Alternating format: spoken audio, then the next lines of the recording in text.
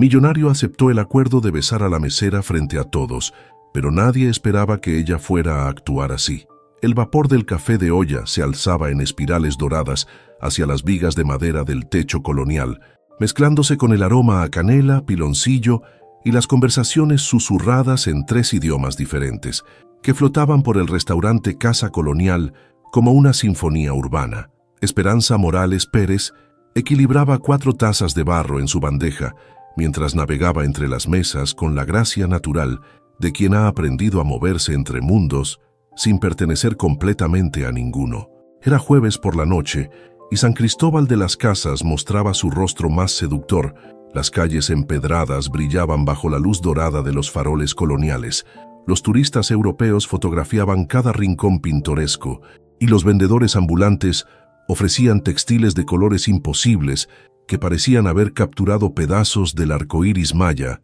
Esperanza se detuvo en la mesa 12, donde una pareja de antropólogos alemanes discutía animadamente sobre simbolismo en el arte textil tzotzil. La joven sirvió el café con movimientos precisos, escuchando fragmentos de la conversación que saltaba del español al inglés y de vuelta al español con pronunciación académica. Los patrones geométricos en los huipiles no son meramente decorativos, explicaba la mujer, una profesora de la Universidad de Heidelberg. Cada diseño cuenta una historia cosmogónica específica. Esperanza sonrió discretamente mientras recogía las tazas vacías. Si la antropóloga supiera que la informante nativa que buscaba para su investigación estaba sirviendo su mesa en ese momento, tal vez habría ajustado su tono condescendiente. ¿Necesitan algo más?, preguntó Esperanza en un inglés impecable que sorprendió a los académicos. «Oh, hablas inglés muy bien», respondió el hombre con esa sorpresa exagerada que Esperanza había aprendido a reconocer. «¿Dónde lo aprendiste?» «En la universidad», respondió Esperanza simplemente, sin elaborar que estudiaba antropología social en la UNACH, que había publicado artículos sobre preservación cultural, o que probablemente sabía más sobre la simbología textil tzotzil que ambos investigadores juntos. Mientras regresaba a la cocina, Esperanza reflexionó sobre la ironía de su situación. Durante el día asistía a clases donde analizaba las dinámicas de poder entre investigadores académicos y comunidades indígenas. Por las noches servía mesas a esos mismos investigadores que la veían como parte del paisaje exótico, no como una intelectual en formación. El restaurante Casa Colonial era un microcosmos perfecto de San Cristóbal. Ocupaba una casona del siglo XVI que había sido convento, después mansión de terratenientes, luego museo y finalmente restaurante turístico. Sus muros de piedra volcánica habían presenciado 500 años de encuentros culturales. No todos pacíficos, no todos justos.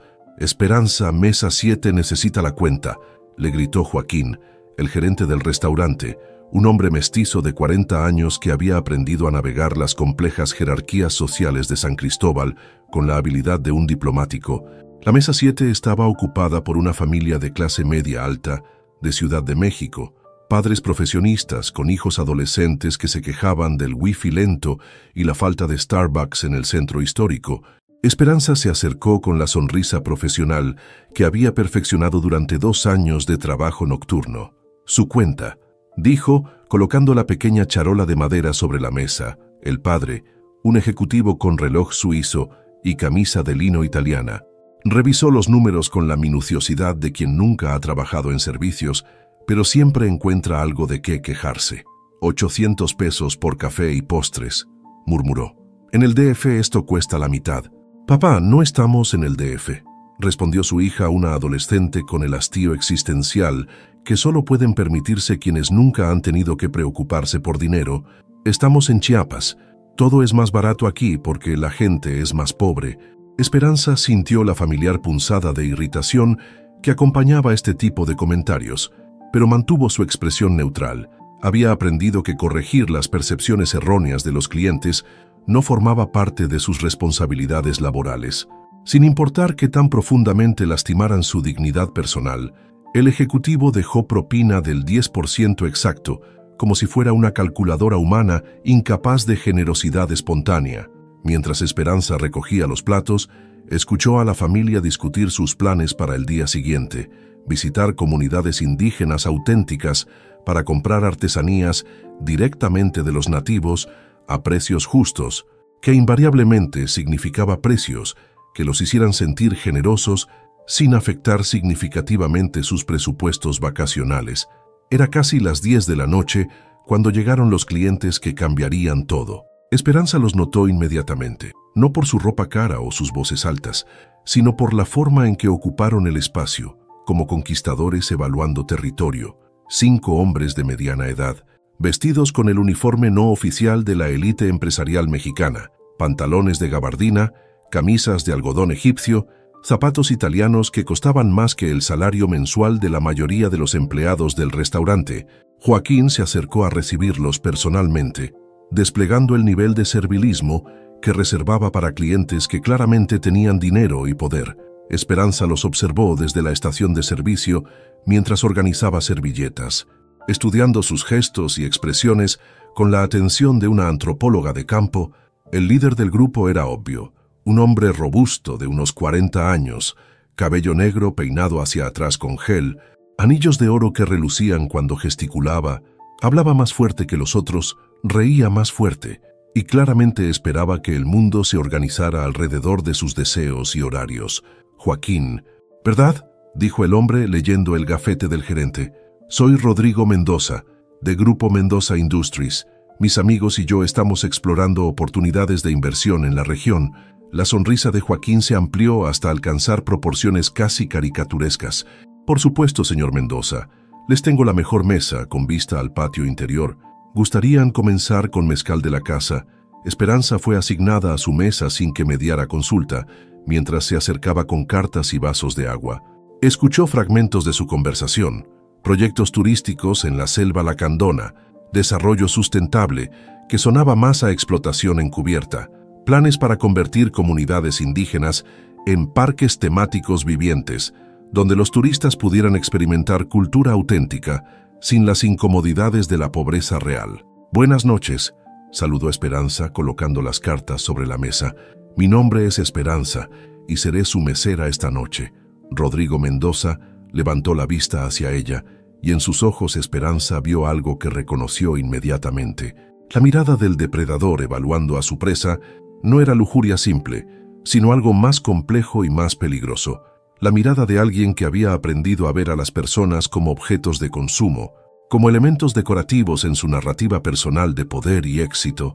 «¿Esperanza?», repitió Rodrigo, alargando las sílabas como si estuviera saboreando un vino caro. «Qué nombre tan apropiado para una chica tan bonita en un lugar tan pintoresco». Sus compañeros se rieron con la complicidad automática de quienes han aprendido a celebrar cada comentario de su líder. Sin importar cuán inapropiado sea, Esperanza mantuvo su sonrisa profesional, pero sintió cómo se le erizaba la piel en los brazos. «¿Qué les gustaría tomar?» «Mezcal de la casa para todos», respondió Rodrigo sin consultar a sus acompañantes. «¿Y tú, Esperanza? ¿Eres de aquí? ¿De San Cristóbal?» «Soy de una comunidad cercana», respondió Esperanza, consciente de que cualquier información personal que compartiera sería utilizada de formas que no podía predecir. «Ah, una indita local», dijo Rodrigo con una sonrisa que pretendía ser encantadora, pero que Esperanza reconoció como condescendiente. «Apuesto a que conoces todos los secretos de la región». La palabra indita flotó en el aire del restaurante como humo tóxico. Esperanza había escuchado esa palabra miles de veces, pronunciada con tonos que iban desde la condescendencia paternalista hasta la burla abierta. Era un diminutivo que pretendía ser cariñoso, pero que en realidad reducía a las mujeres indígenas a curiosidades pintorescas, a elementos decorativos en las fantasías coloniales de hombres como Rodrigo Mendoza. «Regreso con su mezcal», dijo Esperanza, retirándose antes de que su autocontrol profesional se fracturara completamente. En la cocina, se permitió unos segundos para respirar profundamente. María Elena, la cocinera principal, una mujer tzeltal de 50 años que había visto generaciones de turistas y empresarios pasar por el restaurante, le puso una mano maternal en el hombro. «Los señores de la mesa 8, ¿te están molestando?» «Mija, nada que no haya visto antes», respondió Esperanza, aunque sabía que había algo diferente en Rodrigo Mendoza. algo más peligroso que el turista promedio.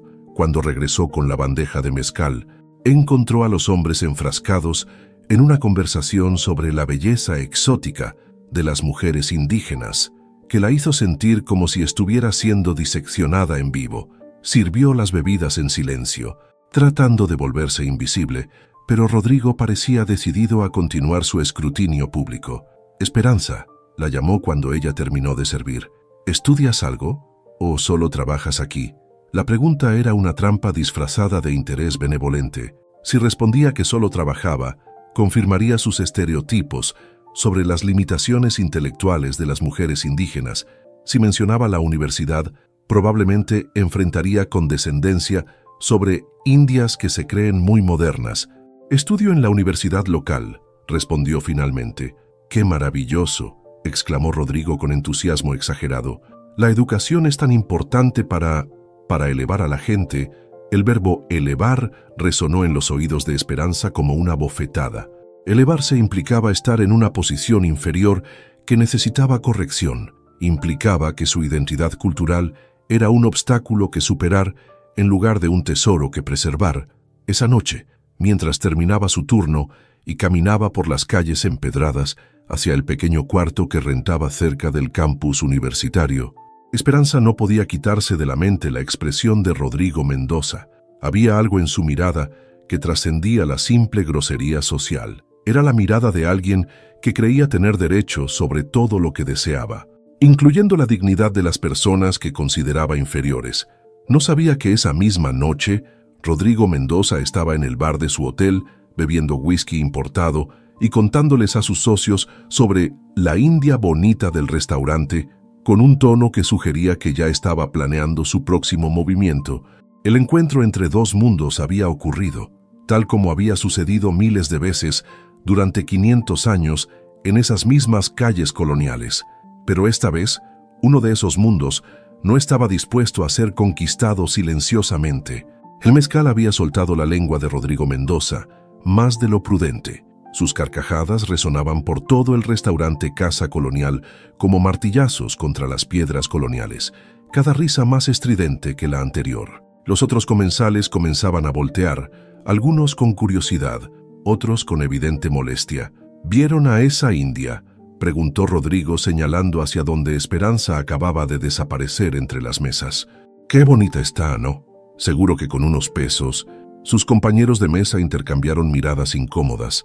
Jorge Villarreal, socio de Rodrigo desde hacía una década, tosió suavemente tratando de cambiar el tema, pero el alcohol y la arrogancia de Rodrigo habían formado una mezcla explosiva. «Nada, nada», continuó Rodrigo, agitando la mano como si espantara una mosca. «Estas inditas siempre tienen su precio. Es cuestión de saber negociar». Carmen Mendoza, sentada al lado de su esposo, sintió cómo se le encogía el estómago. Conocía esa mirada en los ojos de Rodrigo, esa expresión de cazador que había visto demasiadas veces. Intentó tocarle el brazo, pero él la apartó con brusquedad. «¿Qué te parece una apuesta, compadres?». Rodrigo se incorporó en su silla, la voz cargada de una confianza que bordeaba la obscenidad. «1,000 pesos, a que logro que esa muchacha me dé un beso aquí, delante de todos ustedes». El silencio que siguió fue tan denso que parecía tener peso propio. Incluso las conversaciones de las mesas cercanas se fueron apagando gradualmente, como ondas que se extienden en un estanque. Carmen cerró los ojos por un instante, deseando que la tierra se la tragara. «Rodrigo, ya es suficiente», murmuró, pero su voz se perdió en el rumor de expectación que comenzaba a crecer a su alrededor. «1,000 pesos», gritó Rodrigo poniéndose en pie con gesto teatral. «Y si me equivoco, les pago la cena a todos». Fue entonces cuando Esperanza reapareció desde la cocina, cargando una bandeja con cafés de olla que despedían un aroma a canela y piloncillo. El restaurante entero parecía contener la respiración. Algunos clientes habían comenzado discretamente a sacar sus teléfonos, presintiendo que estaban a punto de presenciar algo que terminaría en las redes sociales. Esperanza se acercó a la mesa con la misma gracia serena de siempre, pero sus ojos alertas captaron inmediatamente la tensión en el ambiente. Había algo en la postura de los hombres, en la forma como evitaban mirarla directamente, que le erizó la piel. «Sus cafés», dijo en español, comenzando a servir las tazas de barro con movimientos precisos y elegantes. «Oye, preciosa», Rodrigo la detuvo tomándola del brazo. Su mano, gruesa y sudorosa, se cerró alrededor de la muñeca delgada de Esperanza, con una familiaridad que hizo que varios comensales se removieran incómodos en sus asientos. Esperanza se quedó inmóvil, la bandeja equilibrada perfectamente en su mano libre. Los ojos fijos en el rostro enrojecido de Rodrigo, no se resistió al agarre, pero tampoco se mostró complaciente. Había en su quietud algo que recordaba a los venados del monte cuando detectan el peligro. Alerta total, pero sin pánico. «Te voy a hacer una propuesta que no vas a poder rechazar», continuó Rodrigo, su aliento cargado de alcohol llegando hasta ella. «1,000 pesos. ¿Sabes cuánto es eso para ti? Probablemente más de lo que ganas en un mes sirviendo mesitas». La voz de Rodrigo había tomado un tono condescendiente que hizo que Carmen sintiera vergüenza ajena. Esperanza siguió sin moverse, sus ojos oscuros estudiando el rostro del hombre con una intensidad que lo desconcertó. «1,000 pesos», repitió Rodrigo, soltándole el brazo y sacando su cartera de piel italiana. «Por un besito, aquí, delante de todos, para que vean que las inditas saben valorar las oportunidades». El murmullo de fondo del restaurante se había convertido en un silencio absoluto. Esperanza podía sentir las miradas de docenas de personas clavadas en ella. Podía ver los teléfonos levantados como pequeños faros en la penumbra. Su mente trabajaba a velocidad vertiginosa, procesando no solo las palabras de Rodrigo, sino todo lo que representaban. 5 siglos de historia se agolparon en su memoria. Las historias que le contaba su abuela sobre los hacendados que creían tener derecho sobre los cuerpos indígenas. Las anécdotas de su padre sobre patrones que pensaban que todo se podía comprar. Las lecciones de sus profesores sobre las estructuras coloniales que persistían hasta el día de hoy. Pero también resonaron otras voces. La de su profesora de antropología, hablando sobre la importancia de transformar los momentos de opresión en oportunidades de educación. La de su abuela, diciéndole que la verdadera resistencia no siempre venía del enfrentamiento directo, sino de la sabiduría para convertir las armas del enemigo en herramientas propias. «Señor Mendoza», dijo finalmente, su voz clara y firme cortando el silencio como una navaja, «me va a tener que dar un momento para considerar su propuesta». Rodrigo soltó una carcajada que sonó demasiado fuerte en el silencio del restaurante. «Claro que sí, preciosa. Tómate todo el tiempo que necesites, el dinero no se va a ningún lado». Esperanza asintió con una pequeña reverencia. Terminó de servir los cafés con manos firmes y se dirigió hacia la cocina.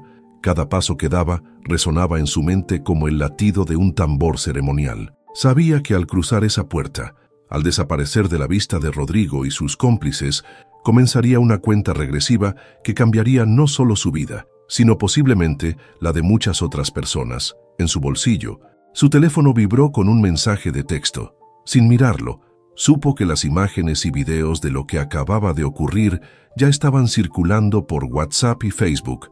En cuestión de horas, todo San Cristóbal sabría de la propuesta de Rodrigo Mendoza, y para mañana, todo Chiapas estaría esperando su respuesta. El camión que llevaba a Esperanza de regreso a Sinacantán serpenteaba por las montañas mientras el sol se ocultaba detrás de los pinos, en el asiento de plástico desgastado. Con su mochila de estudiante apoyada contra la ventana empañada, Esperanza sentía cómo cada kilómetro que se alejaba de San Cristóbal la acercaba más a las voces ancestrales que necesitaba escuchar.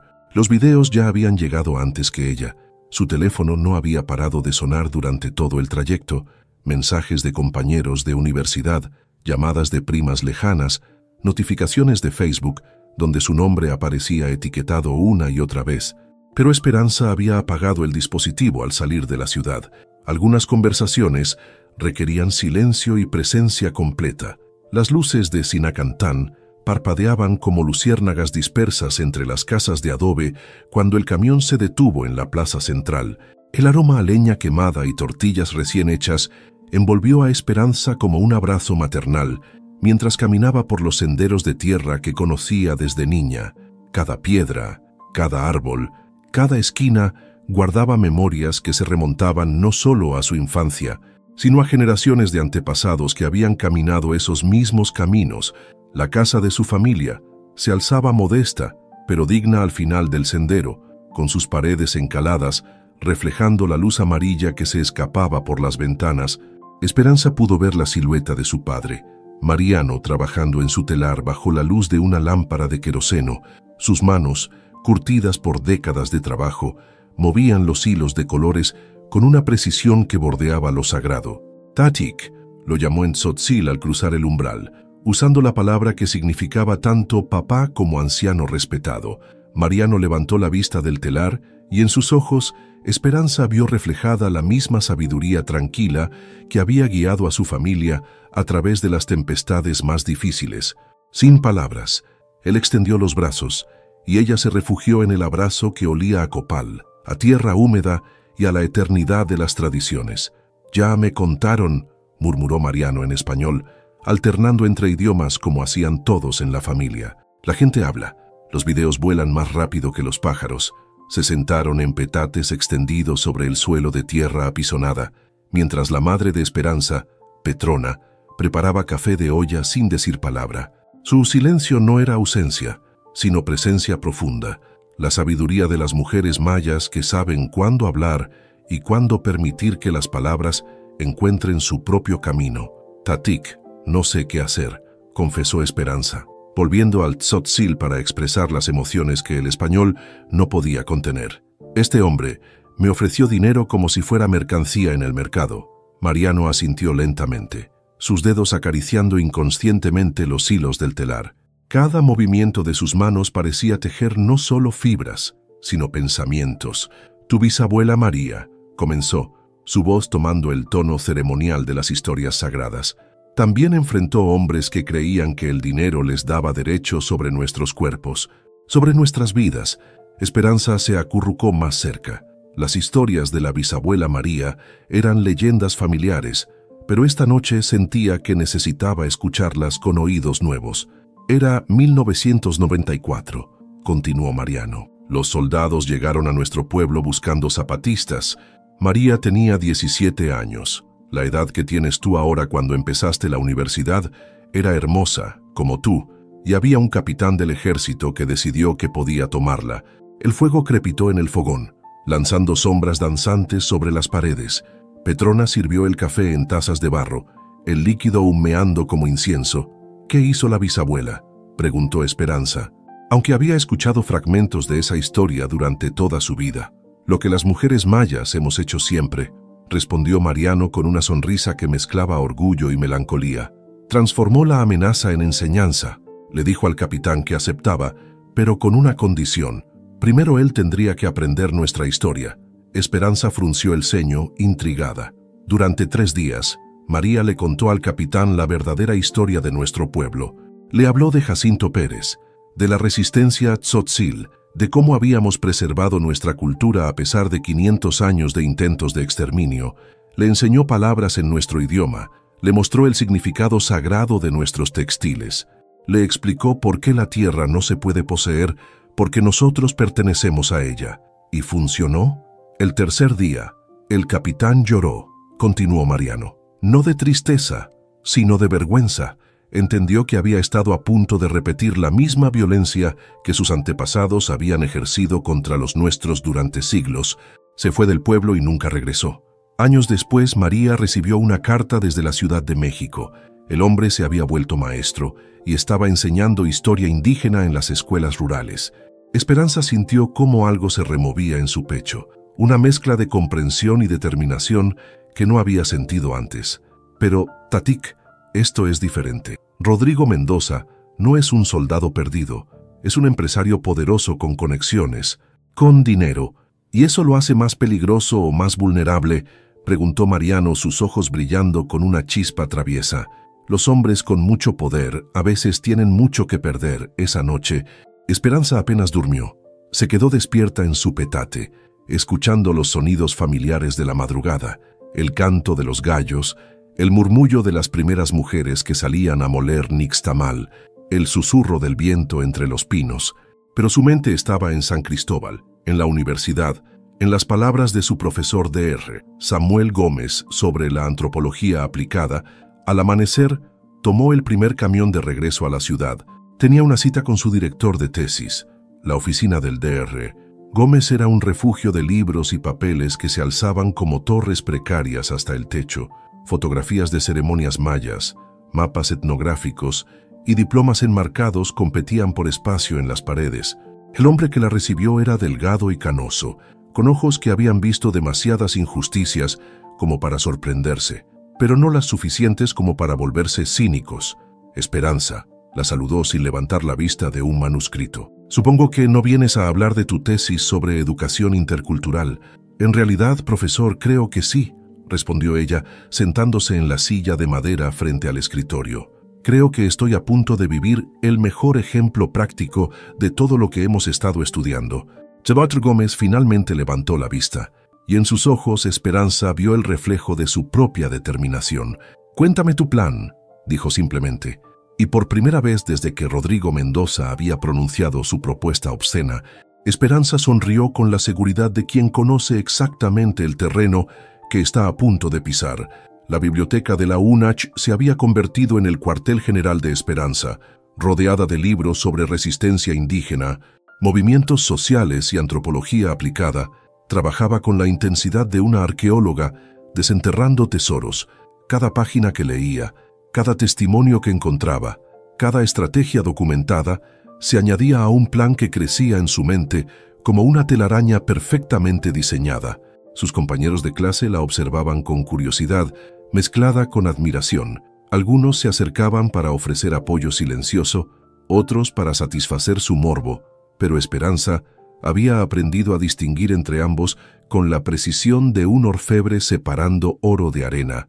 ¿En serio vas a hacerlo?, le preguntó Mariana, su compañera de laboratorio de antropología, mientras organizaban fichas bibliográficas. Todo el mundo está hablando de ti, todo el mundo está hablando de eso, corrigió Esperanza sin levantar la vista de un artículo sobre las estrategias de resistencia de Dolores Jiménez y Muro durante la Revolución. Yo solo soy la excusa. Era cierto. En menos de 24 horas, el video del incidente en Casa Colonial había circulado por todos los grupos de WhatsApp de San Cristóbal. Esperanza había visto las reacciones, desde la indignación feminista hasta los comentarios despectivos de quienes consideraban que estaba exagerando una broma inocente, pero entre todo el ruido digital había detectado algo más interesante: la incomodidad de quienes se habían reconocido en la actitud de Rodrigo Mendoza. Su teléfono vibró. Un mensaje de número desconocido. Ya sé quién eres y dónde vives. Mejor acepta el dinero y no hagas escándalo innecesario. Esperanza leyó el mensaje 2 veces antes de mostrárselo a Mariana, quien palideció instantáneamente. Esperanza, esto se está volviendo peligroso. Tal vez debería, ¿qué? La interrumpió Esperanza guardando el teléfono. ¿Esconderme? ¿Pretender que no pasó nada? Dejar que este tipo crea que puede intimidar a cualquier mujer indígena con dinero y amenazas. Mientras tanto, en el hotel más lujoso de San Cristóbal, Rodrigo Mendoza celebraba lo que consideraba una victoria anticipada. Había interpretado el silencio de Esperanza como evidencia de que estaba considerando la oferta, exactamente como había predicho. «Te digo que estas inditas son todas iguales», le decía a Jorge Villarreal mientras bebían whisky importado en la terraza del hotel. Al final, el dinero habla más fuerte que el orgullo. Jorge se removía incómodo en su silla. Durante toda la noche había estado pensando en la expresión de Esperanza cuando Rodrigo le hizo la propuesta. No había visto codicia ni sumisión en esos ojos oscuros, sino algo mucho más inquietante: cálculo. «Rodrigo, ¿no crees que tal vez deberíamos... ¿qué? ¿Echarnos para atrás?» Rodrigo soltó una carcajada. Ni de chiste, de hecho. Estaba pensando en subir la apuesta 5,000 pesos. Para que vea que hablo en serio, lo que Rodrigo no sabía era que en ese mismo momento, a apenas 2 calles de distancia, Carmen Mendoza estaba sentada en la habitación del hotel, observando por la ventana las luces de la ciudad y reflexionando sobre 23 años de matrimonio. Había visto esa expresión en los ojos de su esposo demasiadas veces. La mirada del depredador que considera que su dinero le da derecho sobre todo y todos. Carmen había crecido en una familia de arquitectos progresistas de Guadalajara. Su educación le había enseñado a valorar la cultura, el arte y la dignidad humana, pero también le había enseñado las sutiles formas de mantener la paz matrimonial, de elegir las batallas que valía la pena pelear Durante 2 décadas, había encontrado formas creativas de canalizar su incomodidad hacia proyectos filantrópicos discretos. Becas anónimas para estudiantes indígenas, donaciones a organizaciones de derechos humanos, financiamiento silencioso de proyectos culturales. Pero esta vez era diferente. Esta vez, la crueldad de Rodrigo había tenido rostro y nombre. Esperanza no era una estadística en un informe de pobreza. Era una joven real, con dignidad real, que había sido humillada en público por el hombre que compartía su cama. Carmen abrió su laptop y comenzó a buscar información sobre Esperanza Morales Pérez. Lo que encontró la sorprendió: una estudiante destacada de antropología, con artículos publicados en revistas estudiantiles sobre preservación cultural, fotografías de ceremonias tradicionales, donde aparecía como traductora voluntaria para académicos extranjeros, menciones honoríficas en concursos de ensayo sobre multiculturalismo. Esta no era una indita cualquiera, como la había llamado Rodrigo, era una intelectual en formación, una joven que había construido puentes entre mundos que la mayoría de la gente consideraba irreconciliables. A la mañana siguiente, Carmen tomó una decisión que cambiaría todo. Esperanza estaba terminando su turno matutino en Casa Colonial, cuando una mujer elegante, de cabello castaño y ojos inteligentes, se acercó a su mesa. Esperanza la reconoció inmediatamente: Carmen Mendoza, la esposa del hombre que había tratado de comprar su dignidad. ¿Puedo sentarme?, preguntó Carmen en un español que delataba su educación cosmopolita. Esperanza asintió, estudiando el rostro de la mujer con la misma atención que dedicaba a los textos antropológicos. Carmen se sentó, pidió un café de olla y durante un momento largo las dos mujeres se observaron en silencio. «Mi esposo es un idiota», dijo finalmente Carmen sin preámbulos. Esperanza casi sonrió ante la directa honestidad de la declaración. «Señora Mendoza, no es necesario que...» «Sí es necesario», la interrumpió Carmen. «Es muy necesario, porque lo que pasó anteayer no fue solo una ofensa contra ti, fue una ofensa contra todas las mujeres, contra toda la gente decente, contra todo lo que deberíamos valorar como sociedad». Carmen sacó un sobre de su bolsa y lo colocó sobre la mesa. «Durante los últimos 8 años, he estado financiando becas universitarias para estudiantes indígenas de Chiapas, en secreto, obviamente. Mi esposo considera que ese dinero está mal invertido». Esperanza miró el sobre sin tocarlo. «¿Por qué me cuenta esto?». «Porque creo que lo que estás planeando hacer va a ser extraordinario», respondió Carmen. «Y porque creo que mereces saber que no estás sola. Hay más gente de la que imaginas que está esperando a que alguien como tú les enseñe cómo ser mejores personas». Esperanza finalmente tomó el sobre. Dentro había documentos que detallaban el trabajo filantrópico silencioso de Carmen: 37 becas otorgadas, 500,000 pesos invertidos en educación, seguimiento personalizado de cada estudiante beneficiado. «Usted ya está haciendo algo extraordinario», murmuró Esperanza. «No», respondió Carmen levantándose de la mesa. «Yo estoy poniendo curitas sobre heridas profundas. Tú estás a punto de realizar cirugía mayor». Esa tarde, Esperanza tenía clara su decisión. Llamó a Rodrigo desde el teléfono del restaurante, y cuando él contestó con su voz cargada de arrogancia y whisky, ella habló con la calma de quien conoce exactamente el terreno que está pisando. «Señor Mendoza, acepto su propuesta, pero con mis condiciones. Mañana a las 6 de la tarde en el Zócalo, durante el Festival de Santo Domingo, yo elegiré el momento exacto y la forma exacta». La risa de Rodrigo resonó a través del teléfono como el rugido de un animal que no sabe que acaba de caminar directo hacia una trampa perfectamente diseñada. La cafetería Los Arcángeles, ubicada en una esquina discreta del barrio de Guadalupe, se había convertido en territorio neutral para conversaciones que no podían tener lugar en espacios más públicos. Carmen Mendoza llegó puntual a las 3 de la tarde, eligiendo una mesa en el rincón más apartado, donde las voces se perdían entre el murmullo de la máquina de espresso y las conversaciones susurradas de otros conspiradores urbanos. Esperanza la encontró allí, vestida de manera deliberadamente sencilla, jeans oscuros, blusa blanca, el cabello recogido en una cola de caballo que le restaba por lo menos 10 años. Sin las joyas ostentosas ni la ropa de diseñador, Carmen Mendoza parecía lo que realmente era: una mujer inteligente, atrapada en un matrimonio que había dejado de reflejar sus valores hacía mucho tiempo. «Gracias por venir», dijo Carmen cuando Esperanza se sentó frente a ella. «No estaba segura de que fueras a aceptar mi invitación.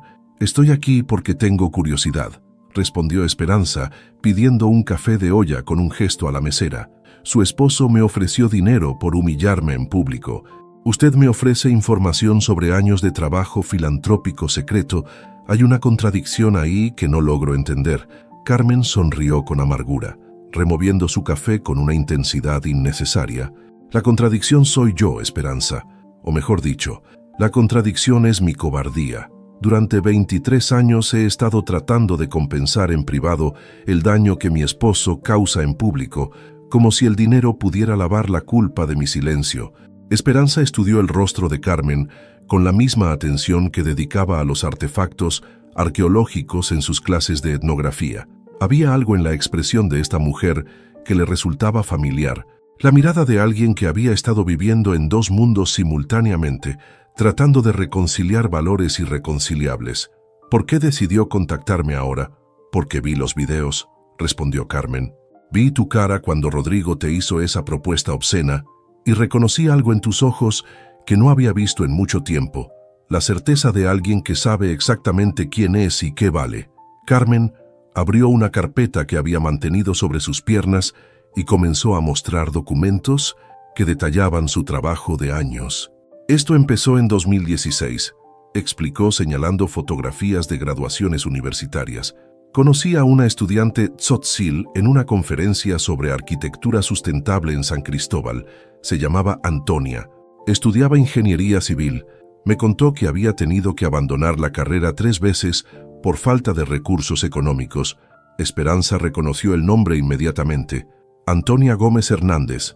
Se graduó el año pasado.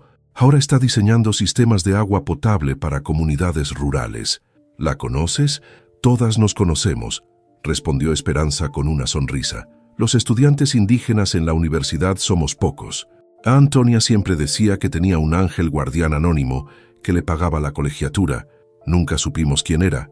Carmen sintió algo que no había experimentado en años: orgullo genuino en lugar de culpa compensatoria. Después de Antonia vinieron otros, estudiantes de medicina, de derecho, de pedagogía, 37 en total, todos graduados o a punto de graduarse, todos trabajando en proyectos que benefician a sus comunidades. «Pero usted nunca se los dio a conocer», observó Esperanza. «¿Cómo podía?» Carmen bajó la voz. «¿Cómo iba a decirles que su educación estaba siendo financiada por la esposa del mismo tipo de hombre que sus familias han enfrentado durante generaciones?» Esperanza asintió lentamente, comprendiendo la complejidad moral del dilema de Carmen.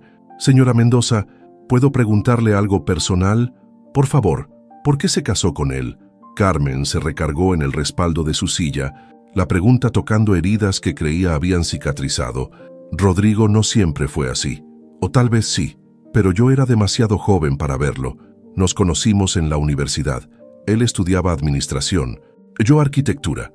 Era carismático, ambicioso, parecía tener todo resuelto. Mi familia lo adoraba porque venía de dinero y porque sabía comportarse en sociedad. Y cuando se dio cuenta de que me había casado con un colonizador moderno». Carmen rió sin humor. «Gradualmente, como cuando se acostumbra uno a vivir en un lugar con mal olor, al principio lo notas, te molesta, pero después tu nariz se adapta y ya no lo percibes, hasta que alguien de afuera te hace darse cuenta de que el lugar apesta». Esperanza había dejado de tomar su café, completamente absorta en la confesión de Carmen. Los primeros años fueron tolerables porque los negocios de Rodrigo se concentraban en Monterrey, pero cuando decidió expandirse al sureste, cuando comenzó a venir a Chiapas, empecé a ver cómo trataba a la gente de aquí, como si fueran decoración exótica en su mundo de conquistas empresariales. El silencio se extendió entre ambas mujeres, cargado de comprensión mutua. «Esperanza», continuó Carmen finalmente, «lo que vas a hacer mañana en el Zócalo, ¿puedo ayudarte?» «¿Cómo? No lo sé aún, pero tengo recursos, tengo contactos, tengo 23 años de culpa que me gustaría transformar en algo útil». En ese momento, Esperanza tomó una decisión que cambiaría el curso de todo lo que había planeado. En lugar de ver a Carmen como la esposa cómplice de su agresor, Comenzó a verla como lo que realmente era, otra mujer atrapada en estructuras de poder que no había elegido, pero que ahora tenía la oportunidad de desmantelar desde adentro. «Señora Mendoza, ¿tiene usted contactos en medios de comunicación?». Carmen asintió. Varios periodistas, productores de televisión, gente de radio, y podría lograr que mañana por la tarde hubiera más cámaras de las usuales en el Festival de Santo Domingo. Una sonrisa lenta comenzó a formarse en el rostro de Carmen, la primera sonrisa genuina que había tenido en semanas. «Puedo hacer mucho mejor que eso», dijo. «Puedo lograr que sea transmitido en vivo por 3 canales de televisión regional, esa misma tarde». Mientras Carmen hacía llamadas telefónicas desde la habitación del hotel y Esperanza repasaba su discurso en tzotzil y español, Rodrigo Mendoza se paseaba por el lobby del hotel como un gallo victorioso. Había aumentado la apuesta a 5,000 pesos y había comenzado a invitar a conocidos empresarios de la región para que fueran testigos de su conquista. Lo que no sabía era que sus propias acciones estaban siendo documentadas meticulosamente. Carmen había comenzado a grabar conversaciones, a fotografiar mensajes de texto, a crear un expediente completo de las actitudes y comentarios de su esposo. No era venganza lo que la motivaba, sino justicia, la certeza de que si Esperanza iba a arriesgar su dignidad para educar a la sociedad, ella tenía la obligación de asegurar que la lección fuera completa y permanente. A las 10 de la noche, Carmen recibió una llamada que la llenó de una mezcla de terror y determinación. Era Rodrigo, completamente ebrio, llamando desde el bar del hotel. «Carmen, mañana vas a ver de qué está hecho tu marido», farfulló al teléfono. «Esa india va a aprender cuál es su lugar en el mundo». Carmen colgó el teléfono y se dirigió a su laptop durante las siguientes horas. Trabajó como no había trabajado en años, contactando periodistas, activistas, académicos, cualquier persona que pudiera amplificar lo que estaba a punto de suceder en el Zócalo de San Cristóbal. Cuando finalmente se fue a dormir, a las 3 de la madrugada, Carmen Mendoza sabía que había tomado una decisión que no tenía vuelta atrás. Al día siguiente, independientemente de lo que sucediera, su matrimonio habría terminado, pero por primera vez en décadas, eso no le causaba miedo, le causaba alivio. El día del Festival de Santo Domingo amaneció con un cielo gris plomo que parecía reflejar la tensión acumulada en las calles de San Cristóbal. Las primeras horas de la mañana transcurrieron con la calma engañosa que precede a las tormentas, mientras vendedores ambulantes instalaban sus puestos y grupos de danzantes tradicionales ensayaban sus coreografías en la plaza central. Esperanza había despertado antes del alba, en la casa de una prima en el barrio de la Merced. Durante toda la noche había escuchado el repiqueteo de la lluvia contra el techo de lámina, un sonido que su abuela siempre había interpretado como la voz de los ancestros bendiciendo las decisiones importantes, pero esa mañana el eco de las gotas le sonaba más como tambores de guerra. Su teléfono había estado sonando sin parar desde las 5 de la mañana. Periodistas, activistas, curiosos, amenazas anónimas, mensajes de apoyo de compañeros universitarios de todo el país. Esperanza había apagado el dispositivo después de leer un mensaje particularmente escalofriante. «Indita atrevida, hoy vas a aprender lo que les pasa a las que no conocen su lugar», en el Hotel Casa Vieja. Carmen Mendoza había pasado la noche más larga de su vida adulta. Había completado todas las llamadas necesarias. 3 canales de televisión regional confirmarían transmisión en vivo. 2 periodistas de medios nacionales estarían presentes. Una académica de la UNAM especializada en movimientos sociales indígenas había tomado el primer vuelo desde Ciudad de México. La maquinaria mediática estaba en marcha y ya no había forma de detenerla. Pero lo más difícil había llegado a las 7 de la mañana, cuando Rodrigo regresó a la habitación después de pasar toda la noche bebiendo y alardeando en el bar del hotel. Carmen lo estaba esperando, sentada en el sillón junto a la ventana, con una maleta a sus pies y documentos legales extendidos sobre la mesa de centro. «¿Qué es esto?», preguntó Rodrigo, su voz ronca por el alcohol y la falta de sueño. «Papeles de divorcio», respondió Carmen con una calma que la sorprendió a ella misma. «Separación de bienes y una orden de restricción temporal». Rodrigo se quedó inmóvil por un momento, como si las palabras de su esposa fueran un idioma extranjero que necesitara tiempo para procesar. Te volviste loca, rugió finalmente. ¿Todo esto por una pinche india que no vale ni los zapatos que llevas puestos? Todo esto por 23 años de fingir que no veo quién eres realmente, respondió Carmen, poniéndose en pie. Todo esto por años de callarme mientras humillas a personas que valen más que tú y que yo juntos.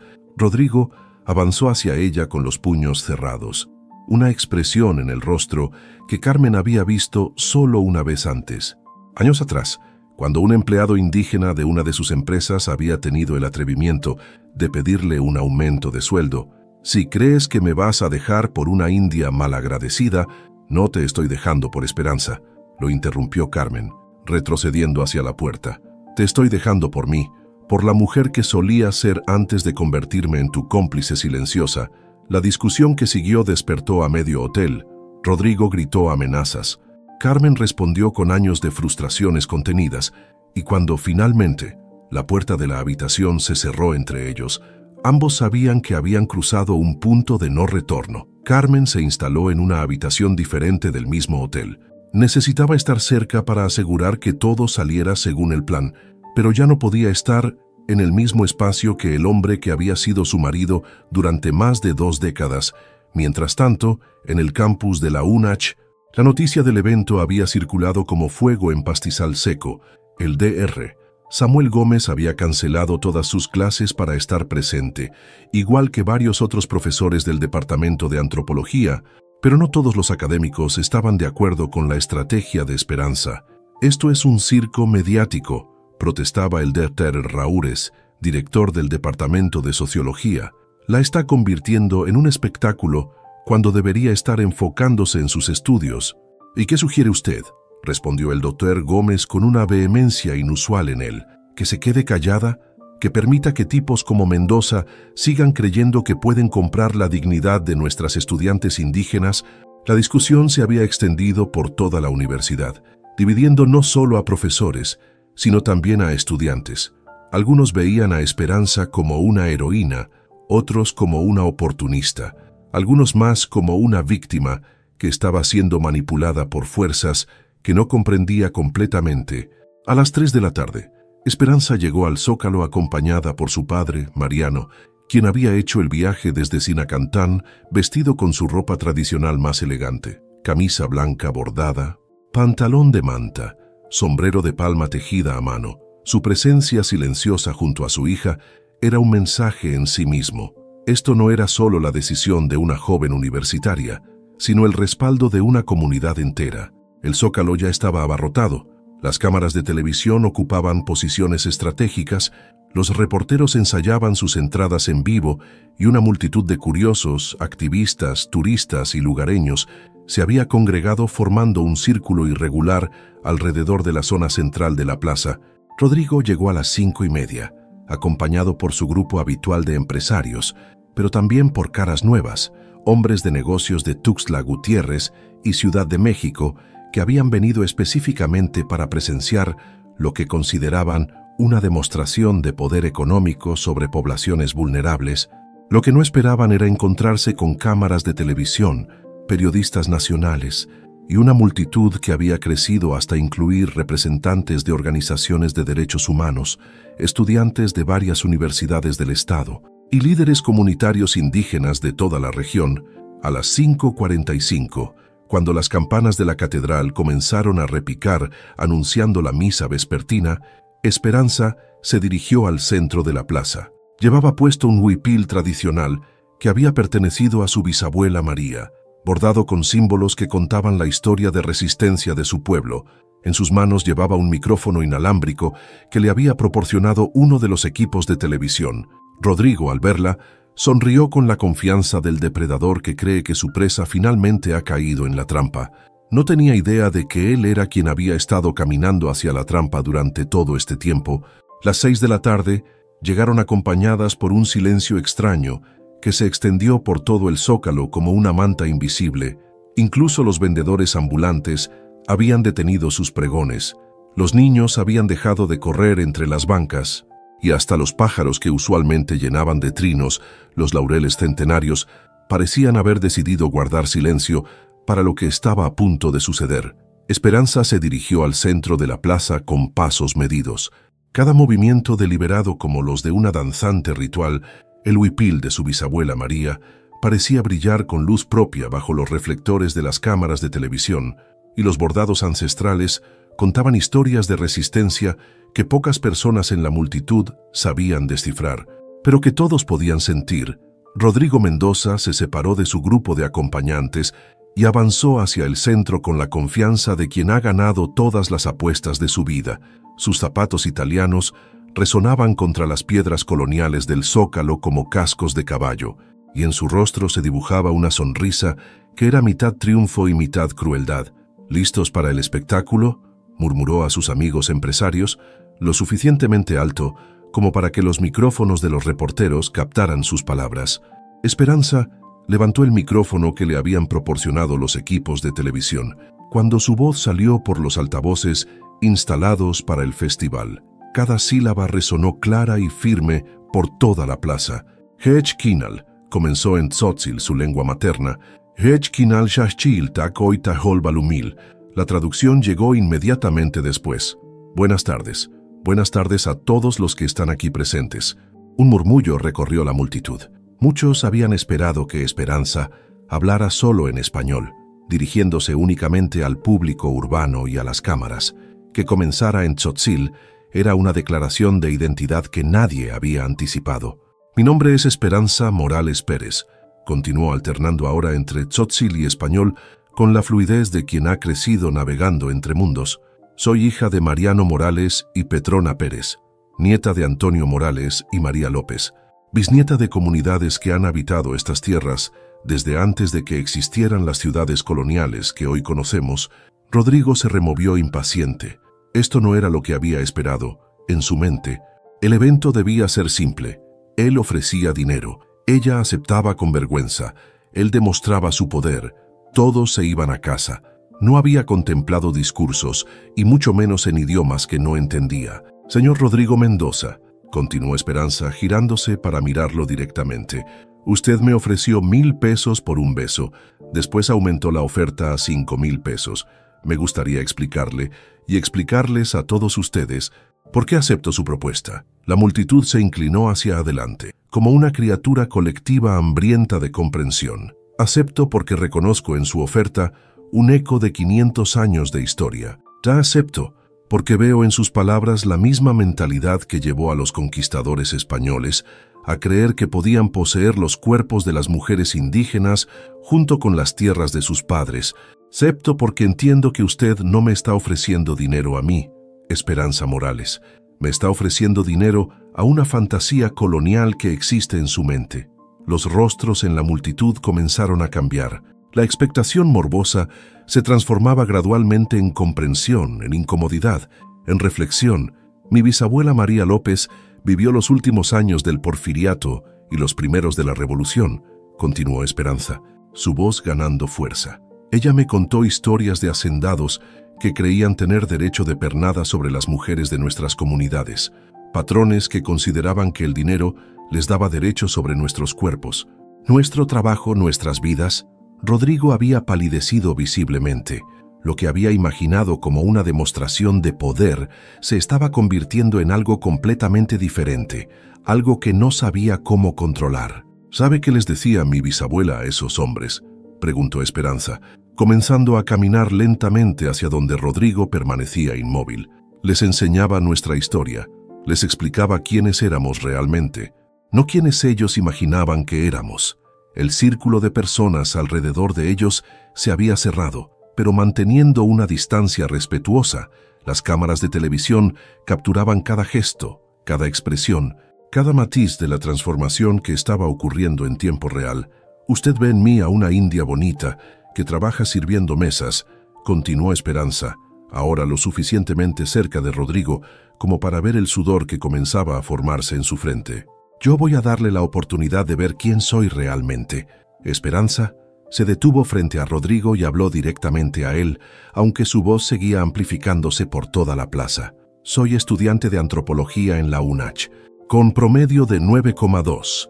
He publicado 3 artículos sobre preservación cultural en revistas académicas. Hablo tzotzil, español e inglés. Estoy escribiendo mi tesis sobre educación intercultural como herramienta de resistencia. Trabajo sirviendo mesas no porque sea mi destino, sino porque es la forma en que financio mi educación. Mientras mantengo conexión con mi comunidad, el silencio en la plaza era ahora absoluto. Incluso los reporteros habían dejado de susurrar a sus cámaras. Usted me ofreció 5,000 pesos por un beso. Yo voy a darle algo que no tiene precio. Una lección sobre la dignidad humana. Esperanza se acercó más a Rodrigo, quien parecía haberse convertido en estatua, con movimientos suaves y deliberados, como los de una madre que se acerca a un niño asustado. Esperanza puso sus manos en los hombros de Rodrigo y se inclinó hacia él. El beso fue en la frente, suave y maternal. El mismo gesto que las abuelas tzotziles usan para bendecir a los niños perdidos.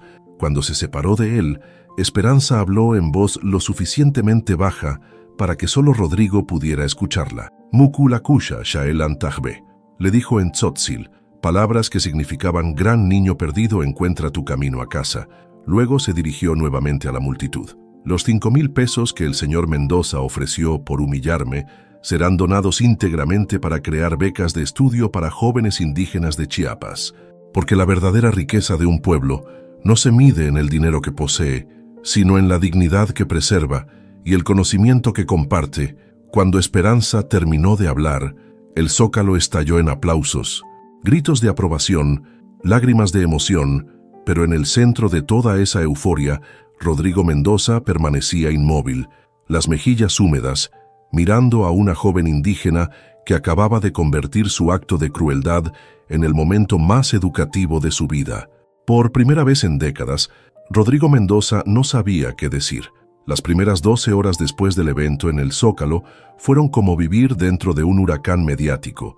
El video del discurso de Esperanza se había vuelto viral antes de que terminara la transmisión en vivo, compartido miles de veces en Facebook, Twitter e Instagram, con hashtags como Dignidad Indígena, Esperanza Chiapas y Lección de Humanidad. Esperanza había pasado la noche en casa de su prima, con el teléfono apagado y las cortinas cerradas, tratando de procesar lo que había sucedido, pero incluso aislada del mundo digital, podía sentir las ondas expansivas de su acción, periodistas que tocaban la puerta, vecinos que se asomaban por las ventanas, el murmullo constante de conversaciones en la calle sobre la estudiante que hizo llorar al millonario. Rodrigo Mendoza, por su parte, había experimentado algo que no sabía cómo nombrar, después de que la multitud se dispersara y las cámaras se apagaran. Se había quedado parado en el centro del Zócalo durante casi una hora, como si hubiera olvidado cómo moverse. Sus acompañantes empresarios habían intentado llevárselo, pero él los había apartado con gestos mecánicos.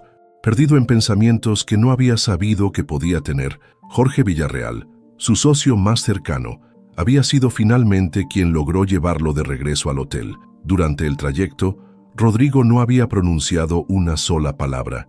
En su mente se repetían una y otra vez las palabras en tzotzil que Esperanza le había susurrado. Mukula kusha, shaelan tajbe. No entendía el idioma, pero había captado el tono. No había burla, no había venganza. Había compasión esa noche.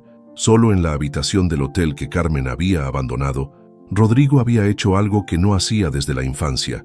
Había llorado, no de rabia o frustración, sino de una mezcla confusa de vergüenza, comprensión y algo que podría haber sido gratitud.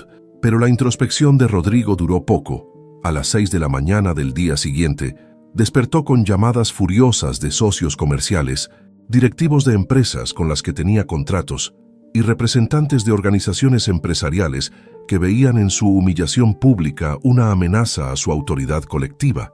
«Rodrigo, tienes que hacer algo», le gritaba por teléfono a Aurelio Domínguez, presidente de la Cámara de Comercio de Monterrey. «Esa india te dejó como un pendejo frente a todo el país. Si no respondes, van a pensar que cualquier indígena puede hacernos lo mismo». Fue entonces cuando el Rodrigo familiar, el Rodrigo construido sobre años de privilegio y arrogancia, regresó con venganza. La humillación pública se transformó en rabia, y la rabia en sed de revancha. A las 10 de la mañana, Rodrigo había contratado un despacho de abogados de la Ciudad de México especializado en casos delicados. A las 11, había hecho llamadas a contactos en el gobierno estatal. A las 12, había puesto en marcha una maquinaria de intimidación que incluía investigaciones sobre el estatus migratorio de la familia de Esperanza, auditorías sorpresa al restaurante donde trabajaba y amenazas veladas sobre el financiamiento federal de la UNACH. Carmen se enteró de las acciones de su exesposo por casualidad. Estaba desayunando en el café del hotel cuando escuchó una conversación telefónica entre dos hombres de negocios en la mesa contigua. Rodrigo no se va a quedar cruzado de brazos. Ya contrató abogados y está presionando al gobernador. Esa india va a lamentar haberse metido con gente grande. Carmen sintió que el café se le convertía en hielo en el estómago. Durante toda la noche, había estado sintiendo algo parecido al orgullo por primera vez en años, orgullosa de haber contribuido a que se hiciera justicia poética. Pero ahora entendía que Rodrigo no había aprendido nada. La lección de humanidad que Esperanza le había ofrecido había rebotado contra su ego sin penetrar ni un milímetro. Sin terminar su desayuno, Carmen salió del hotel y se dirigió directamente a la casa donde sabía que se hospedaba Esperanza. Encontró a la joven rodeada de familiares y amigos, algunos celebrando el éxito de su acción, otros preocupados por las posibles represalias. «Esperanza, necesito hablar contigo urgentemente», dijo Carmen, interrumpiendo una conversación en Tzotzil entre Esperanza y su padre. Cuando se quedaron solas en el pequeño patio de la casa, Carmen le contó todo lo que había escuchado: los abogados, las presiones políticas, las amenazas que se cernían sobre su familia y su futuro académico. «Lo siento», murmuró Carmen, las lágrimas corriendo por sus mejillas. Pensé que tu acción lo había cambiado. Pero Rodrigo no sabe cambiar, solo sabe atacar cuando se siente amenazado». Esperanza escuchó en silencio, procesando las implicaciones de lo que Carmen le decía. Después de un momento, sonrió con una tranquilidad que desconcertó a la mujer mayor. «Señora Carmen, ¿usted cree que no sabíamos que esto podía pasar? ¿Qué quieres decir?» «Mi pueblo ha sobrevivido 500 años de hombres como su esposo», respondió Esperanza.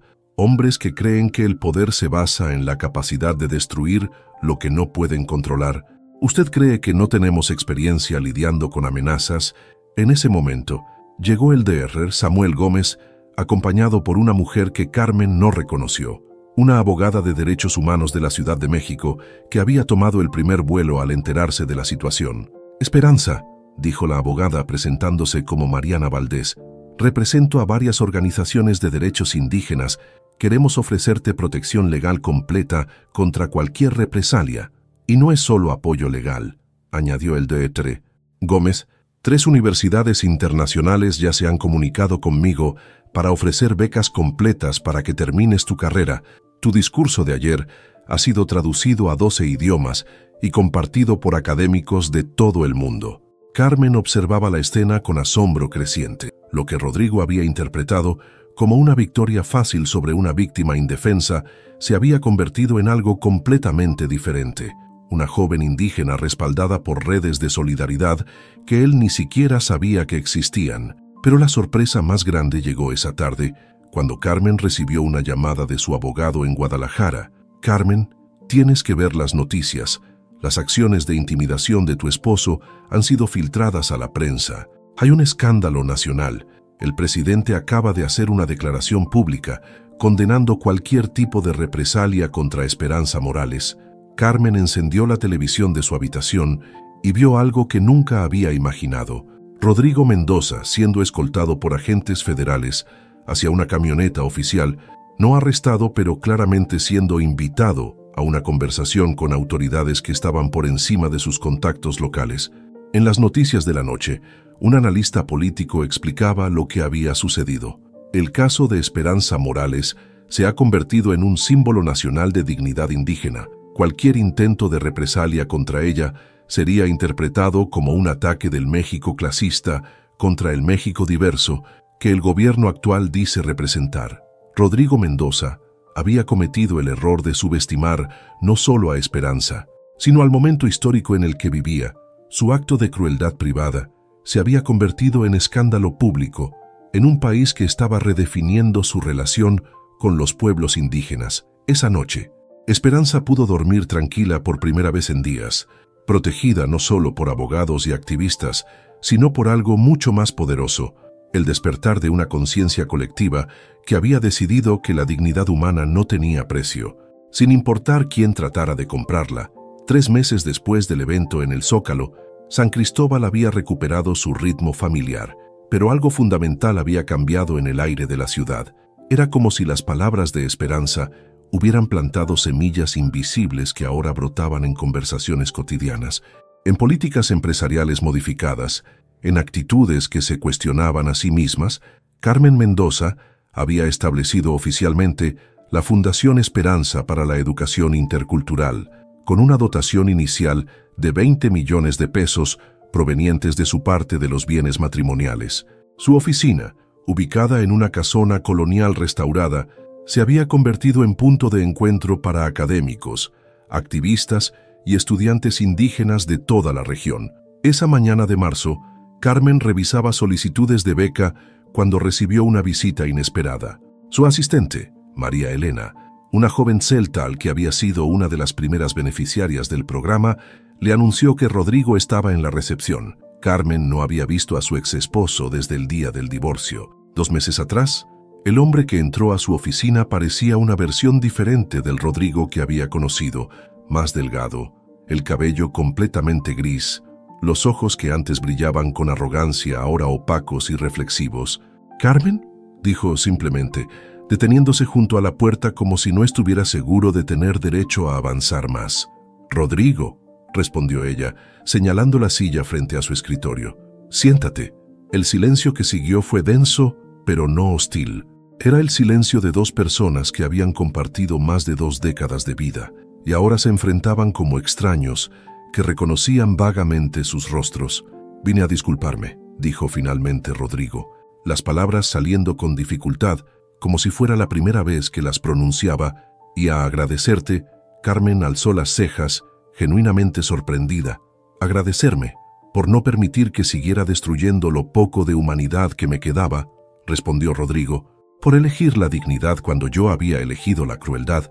Durante los siguientes 20 minutos, Rodrigo le contó a Carmen sobre los últimos 3 meses de su vida, las sesiones de terapia con un psicólogo especializado en masculinidad tóxica, los retiros espirituales en comunidades indígenas donde había aprendido a escuchar en lugar de hablar, las conversaciones dolorosas con empleados de sus empresas que finalmente se habían atrevido a contarle cómo se habían sentido tratados durante años.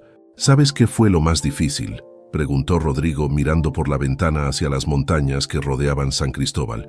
«Darme cuenta de que todo lo que creía que era fortaleza era en realidad miedo. Miedo a no ser suficiente, miedo a perder control, miedo a reconocer que no sabía nada sobre el valor real de las personas». Carmen observaba a su exesposo con una mezcla de compasión y cautela. Había visto cambios en Rodrigo antes, cambios que duraban semanas o meses antes de que regresara a sus patrones familiares. «¿Y qué piensas hacer con ese conocimiento?». «Ya empecé», respondió Rodrigo sacando un sobre de su chaqueta. «Esto es una donación anónima para tu fundación. 5 millones de pesos. Pero hay una condición». Carmen sintió que la tensión regresaba a sus hombros. «¿Cuál?». «Que nunca sepan que viene de mí», dijo Rodrigo. «No quiero que mi nombre esté asociado con nada bueno hasta que esté seguro de que los cambios son reales y permanentes. No quiero que nadie, especialmente Esperanza, sienta que estoy tratando de comprar perdón». En ese momento, Carmen vio algo en los ojos de Rodrigo que no había visto en años: humildad genuina. Mientras tanto, en el campus de la UNAC, Esperanza había terminado de defender su tesis de licenciatura ante un jurado que incluía no solo profesores locales, sino académicos de universidades nacionales e internacionales que habían viajado específicamente para presenciar su graduación. Su tesis, titulada Educación Intercultural como herramienta de resistencia, el caso de las comunidades tzotziles en el siglo XXI, había sido aceptada para publicación en 3 revistas académicas especializadas. Pero más importante para Esperanza, había servido como base para el proyecto que consideraba su verdadera vocación, el Dr. Gómez la encontró en la biblioteca después de la ceremonia, empacando los últimos libros que había usado para su investigación. «Esperanza, acabo de recibir una llamada de la Coordinación General de Educación Intercultural y Bilingüe de la CEPE», le dijo con una sonrisa que no podía contener. quieren que presentes oficialmente tu proyecto de universidad intercultural comunitaria. Esperanza sintió que el corazón le daba un vuelco. Durante meses había estado desarrollando un modelo educativo que combinara conocimientos ancestrales tzotziles con metodologías académicas contemporáneas, un espacio donde estudiantes indígenas pudieran obtener títulos universitarios sin abandonar sus comunidades ni sus tradiciones. Cuando, la próxima semana, en Ciudad de México y Esperanza, hay fondos disponibles, fondos sustanciales.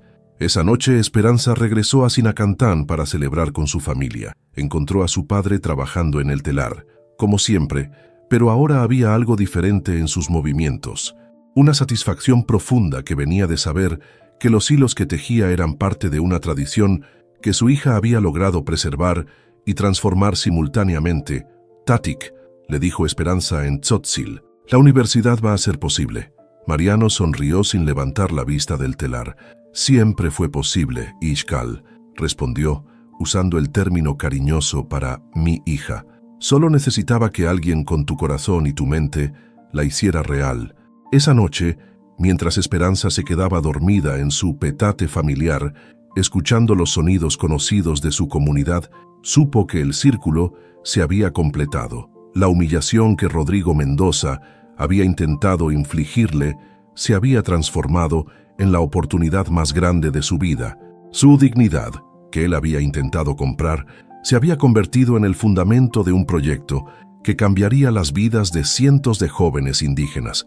Y en algún lugar de la ciudad, un hombre que había aprendido a reconocer su propia humanidad gracias a la lección de compasión de una joven tzotzil, comenzaba lentamente el trabajo de toda una vida, reparar el daño que había causado y construir algo mejor en su lugar.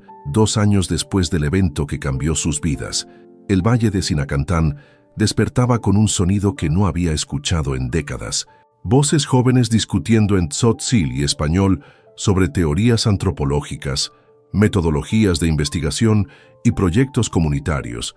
La Universidad Intercultural Comunitaria Dignidad Ancestral había abierto sus puertas 6 meses atrás y ya se había convertido en un modelo que universidades de toda América Latina venían a estudiar. Esperanza caminaba por el campus que ella misma había diseñado, aulas construidas con técnicas tradicionales, pero equipadas con tecnología moderna, laboratorios donde se analizaban tanto plantas medicinales ancestrales como compuestos químicos contemporáneos, talleres donde se enseñaba el arte del telar junto con programas de computación. Era temprano en la mañana, y Esperanza se dirigía a la ceremonia más importante desde la inauguración de la universidad, la primera graduación. 22 estudiantes indígenas de diferentes etnias de Chiapas recibirían títulos universitarios sin haber tenido que abandonar sus comunidades, sus familias o sus tradiciones.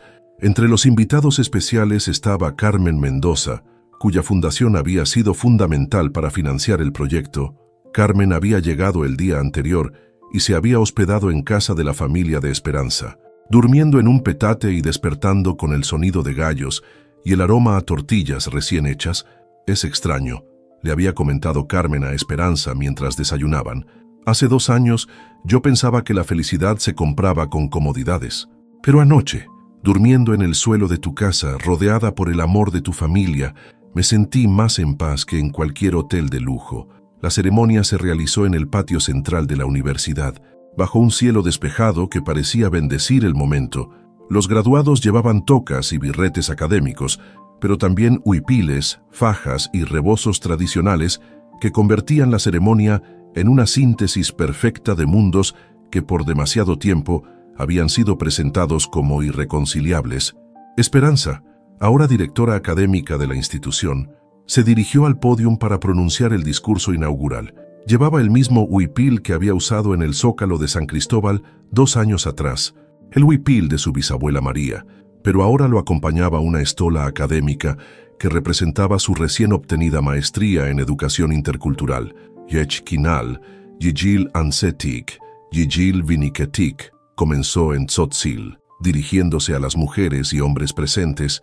Hoy celebramos no el fin de una educación, sino el comienzo de una responsabilidad.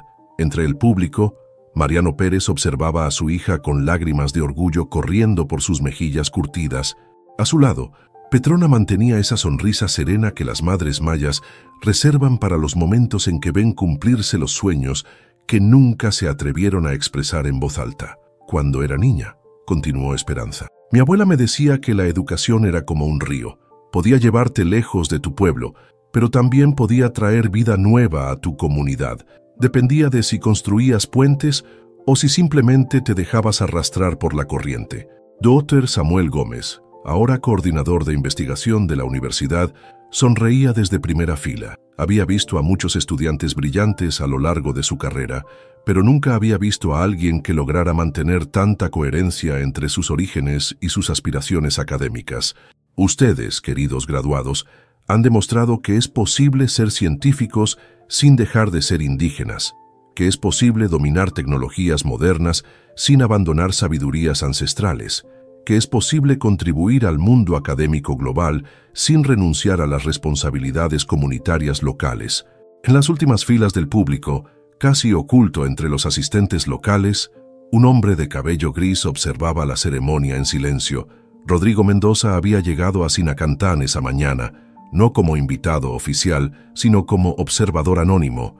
Durante los últimos 2 años, había estado trabajando silenciosamente en la transformación de sus empresas, implementando programas de responsabilidad social, contratando consultores indígenas para sus proyectos en el sureste, asistiendo a terapia grupal con otros empresarios que buscaban cambiar patrones de comportamiento tóxicos. Esperanza no sabía que él estaba ahí.